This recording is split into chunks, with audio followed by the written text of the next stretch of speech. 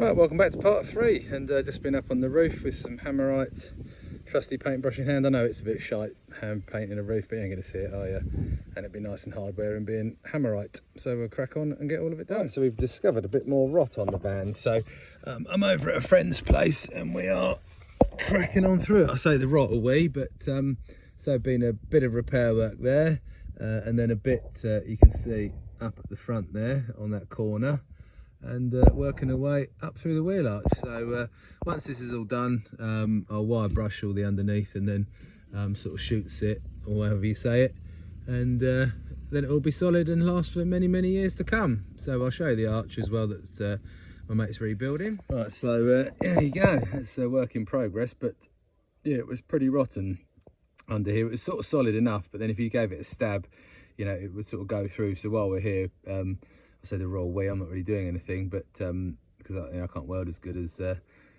Mark. So yeah, we're just going back through everything and just patching it and getting it all solid again, but making really good progress. So we've got a little bit to do on this other side, finish this arch off, and there's a little hole up there which needs sorting, but yeah, it's certainly coming along.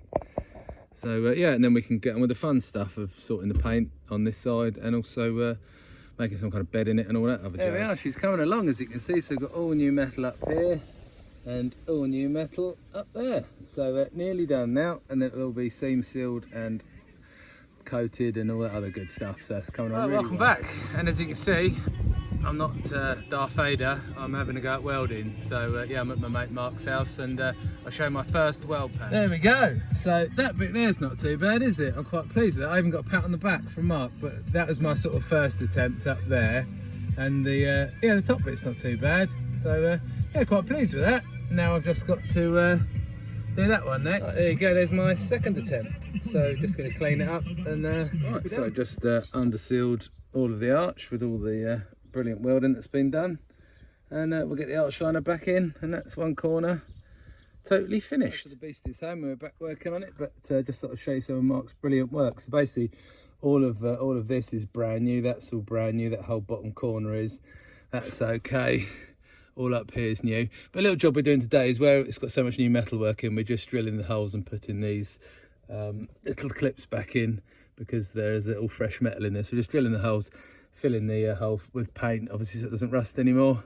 But yeah, this whole arch is basically brand new and looking good. Yeah, so we had a fairly productive session on the van. So I've painted all along the bottoms of the sills there in white Hammerite, and gave it a clean up beforehand. Put another coat of paint on the roof, and I have just gone under here and got done all of that. So it looks pretty all right. So got the grinder on it, cleaned it all up, and yeah, looking a bit better, that crusty bit, but obviously got lots more to sort, but done one little section anyway. Right, so having a bit of a practice on the sort of flaky paint on this side of the van, as you can see. So I just sanded the edges down, and to sort of smooth the lip out, where you can kind of see on this bit you've got a kind of hard edge, and obviously a few flaky bits there. So yeah, just hit that with a bit of etch primer, and then I'm going to sort of just fan it around and try and blend it in, but obviously it'll be fresh paint, so I might have to cut and polish it and make it look all right. But again, never done this before, so we're learning as we go. It took a few attempts, but you can sort of still see the dents about here. But anyway, from a couple of feet away, looks a million times better than it did do. So yeah, we're just I'm just sanding this area here, and then just doing a little repair there. Sort of folded the edge of the tape over so it doesn't have a hard line, and then once this is hardened off, this paint, it's had a couple of coats, we'll wet sand it and put some clear on it. Little repair all sort of blown in, just got a bit of clear on that, and then just masking up this bit. There we are, that's that panel done. That's come out all right actually. I'm just going to sort of get some acetone. There's a bit of a line you can see along there with some overspray, but we'll acetone that off and that'll look all right. Right, now to have a crack at the door. So yeah, we sanded everything down, and we've gone back to the galvanising on a few bits, so we'll etch primer it to seal it up, and then try and make it look half sensible. Right, that's the door done. You can see a bit of sort of discoloration there between the two, but I'll wet sand it once the paint's hardened to sort of blend it in a bit and put a bit of acetone on it. So yeah, quite a productive day really, with you know, doing all the bits on the side plus that panel at the back and the door. And so the next challenge is just that top bit, and then from about 6 foot it'll look all right. Right, we have light. Actually, we've got 4 of them, so I've soldered it onto the back of this switch, so we can still utilise the switch, and it's on the green, which is the sort of semi-permanent live, not the full live, so not on all the time, which is good, so it won't flatten the battery. And these are just little stick-on LED lights, like so, and we've got 1, 2, 3, 4 of them, so that's loads better. So we're gonna get all this wiring tucked away and tidied up, and yeah, job done. And there we are, that's the finished article with all the wiring tidied up. I just need to get some white insulating tape just to run the cables down there, but I've tucked all the wiring behind there, and it works perfectly off the switch. So I've just been inside the van in the dark, and yeah, it works a treat. Well chuffed with that, and I think those lights are about £8 for all 4, so they're bloody brilliant. There's a nice little mod done. And yeah, back on with the bodywork next. Right, so that's the door painted up the top here. I've sort of done a bit more fading work down there, but yeah, it's pretty pants, but just put some clear coat on it, give it a little wet sand, and just taking the masking tape off. And I'm just working my way along the top there, which looks crap, but anyway, I'm no painter. Right, so that's this side of the van completed. So yeah, it's all come out all right. Bought some more KRS paint, so it went on a bit better than the Halfords crap. But yeah, it's looking fairly tidy, apart from the dents and dings. But yeah, the last part of the puzzle body wise is just to do the back doors, as it were. So yeah, that's got to smash that out, and then job done. But yeah, it's going to be a bit tricky because I've got yeah, mask up around this door handle, and I've done a bit of sanding on it, but just got to take these sort of edges off so it's less visible when you primer and paint it. But anyway, that's the next task. Right, that's the back doors all prepped, and now we'll shoot some paint on it. So there we are, that's the back doors all painted up. They look a bit patchy, still drying, plus I've got to polish the inside bits that I haven't painted.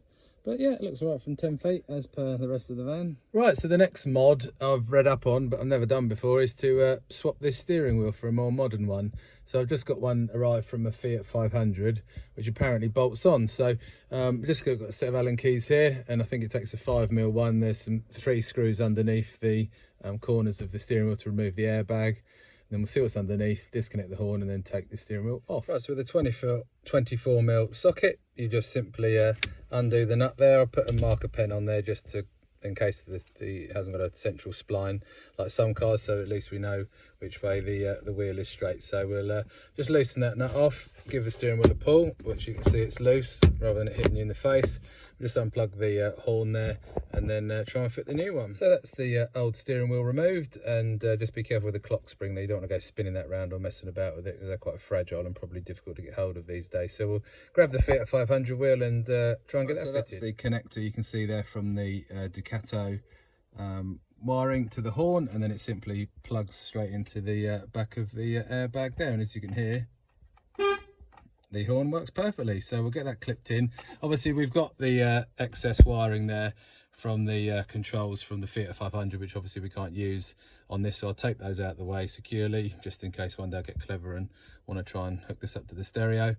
But yeah, that's it. Then we'll clip this back in and I'll show you the finished article. And there we are, the finished article. So yeah, the horn works, as you can hear, and yeah, steering lock still works and everything as per normal. So yeah, massive upgrade. Should be a lot more comfortable on the long drives. Anyway, that's another little job done. Thanks for watching. I'll catch you next time.